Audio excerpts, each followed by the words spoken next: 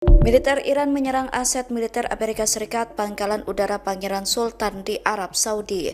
Serangan yang terjadi pada Jumat 27 Maret itu membuat 12 tentara Amerika Serikat terluka, yang mana 2 diantaranya dalam kondisi kritis. Dilansir dari The New York Times, pangkalan militer Amerika Serikat itu dihantam rudal balistik dan sejumlah pesawat tak berawak Iran. Serangan tersebut mengakibatkan kerusakan pada sejumlah pesawat pengisian bahan bakar milik Amerika Serikat.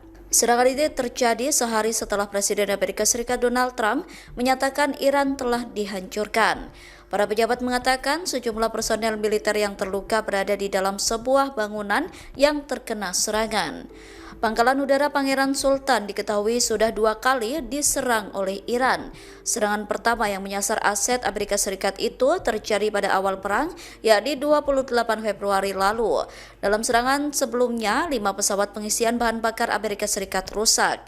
Sementara dalam serangan yang terjadi kali ini, belum ada informasi detail terkait dampak hantaman rudal di wilayah tersebut. Strategi Amerika Serikat melumpuhkan energi Iran dinilai gagal. Pasalnya, Teheran disebut mengantongi pendapatan fantastis dari sektor minyak meski digempur serangan Amerika Serikat Israel selama hampir sebulan.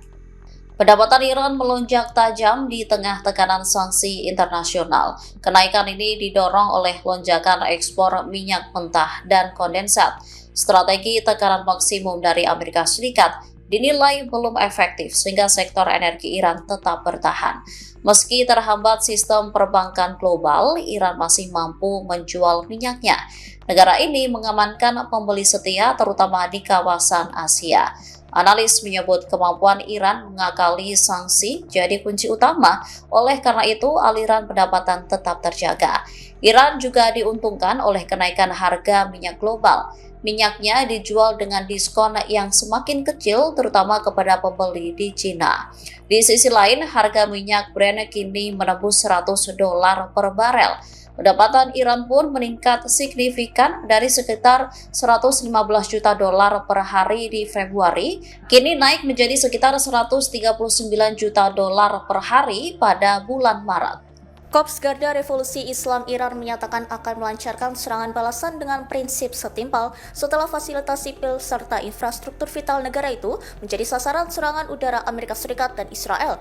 Peringatan keras tersebut disampaikan menyusul serangan yang terjadi pada Jumat 27 Maret. Operasi hari itu menargetkan sejumlah pusat industri strategis Iran.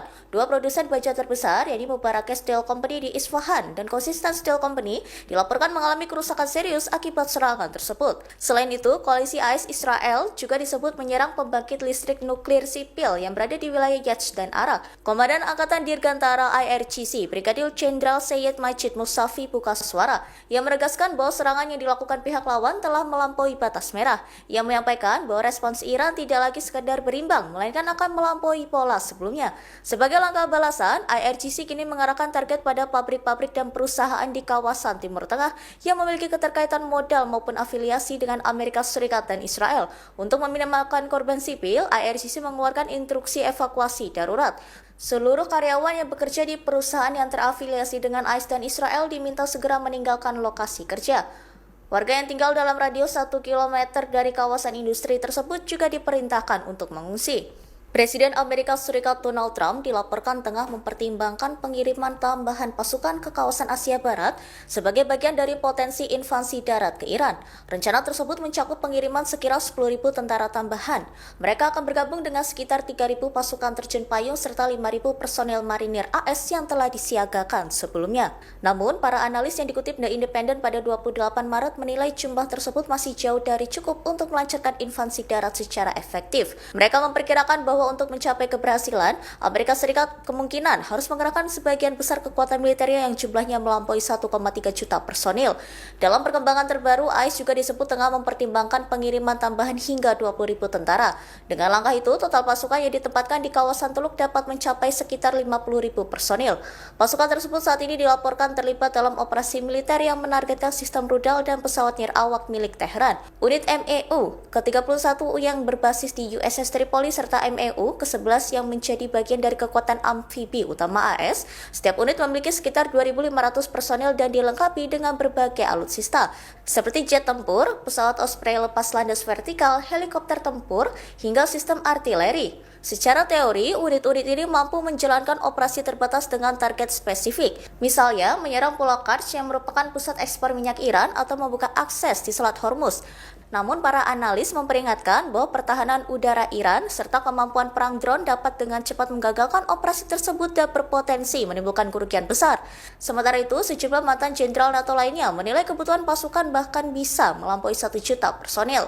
Presiden Amerika Serikat Donald Trump menjadi sorotan setelah melontarkan candaan dengan menyebut Selat Hormuz sebagai Strait of Trump.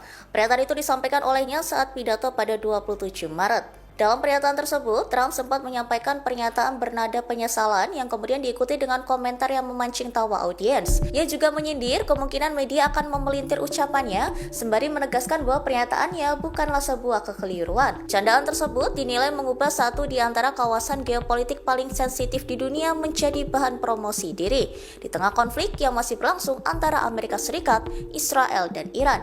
Di sisi lain, para pejabat Iran berulang kali menegaskan bahwa Selat Hormuz tetap tertutup bagi Amerika Serikat, Israel, serta sekutu mereka. Namun demikian, jalur pelayaran tersebut disebut masih terbuka bagi negara-negara yang tidak terlibat dalam aksi militer terhadap Iran. Menteri Luar Negeri Iran Abbas Araghchi menegaskan bahwa kendali Teheran atas Selat Hormuz merupakan hak sah berdasarkan hukum internasional. Ia juga menyatakan bahwa ketegangan yang terjadi di kawasan tersebut dipicu oleh kebijakan Washington dan Tel Aviv. Candaan soal Strait of Trump juga dinilai mencerminkan kecenderungan Trump yang kerap mengaitkan namanya dengan berbagai proyek atau lokasi publik. Sebelumnya, ia pernah menyinggung kemungkinan perubahan nama sejumlah tempat termasuk Kennedy Center serta Teluk Meksiko. Adanya Selat Hormuz, Iran dinilai memiliki keunggulan strategis dalam mengontrol pergerakan di kawasan tersebut di tengah meningkatnya ketegangan regional. Angkatan Laut Korps Garda Revolusi Islam Iran kembali melancarkan serangan dalam lanjutan gelombang ke-84 Operasi Janji Sejati 4. Serangan tersebut menyasar target milik Amerika Serikat dan Israel di kawasan Teluk, termasuk wilayah Kuwait dan Dubai pada Jumat 27 Maret. Dalam operasi tersebut, IRGC dilaporkan menyerang sejumlah titik strategis seperti pelabuhan Sweik di Kuwait serta garis pantai dan fasilitas pelabuhan di Dubai. Serangan dilakukan menggunakan kombinasi rudal balistik, rudal jelajah, serta sistem Kar 380 yang diarahkan ke kapal perang jenis LCU. Dari laporan lapangan disebutkan bahwa beberapa kapal mengalami kerusakan berat. 3 diantaranya dilaporkan tenggelam, sementara kapal lain mengalami kebakaran. Selain serangan laut, IRGC juga melancarkan operasi udara menggunakan pesawat nirawak. Targetnya meliputi titik berkumpul personel marinir AS di kawasan pesisir serta sebuah hotel di Dubai. Serangan tersebut diklaim dilakukan dengan tingkat presisi tinggi dan mengakibatkan korban di pihak militer Amerika Serikat. Dalam perkembangan lain, juru bicara Markas Khatam Al-Anbiya menyampaikan bahwa operasi ini merupakan respons atas provokasi yang dilakukan pihak lawan.